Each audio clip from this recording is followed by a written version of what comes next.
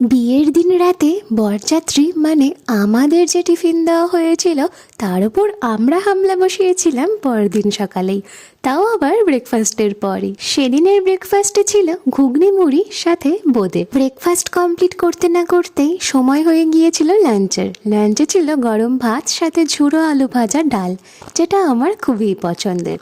তার সাথে ছিল একটা তরকারি, যেটা খেতে আমার অসম্ভব ভালো লেগেছিল। মনে হচ্ছিল পুরো ভাতটা সেটা দিয়েই কমপ্লিট করি, কিন্তু না, কাতলা মাছটাও যেন আমার দিকে তাকিয়ে উঁকি মারছিল। সেটাকেও তো হাতছাড়া করতে পারি না বলো। সব শেষে ছিল চাটনি। লাঞ্চ হজম করে রেডি হয়ে চললাম বৌদি ভাইয়ের বাড়িতে। সেখানে মিষ্টি মুখ করে সমস্ত রকম রিচুয়ালস দেখে বৌদি ভাই আর দাদা ভাইকে সাথে নিয়ে চলে এসেছিলাম বাড়ি। শুধু ওখানেই শেষ হলে চলে, বাড়ি নিয়ে আসার পর চলছিল অনেক রকম রিচুয়ালস, তার সাথে জমজমাট ডিনার। সেটার ভিডিও নিয়ে তো নেক্সট পার্টেই আসছে।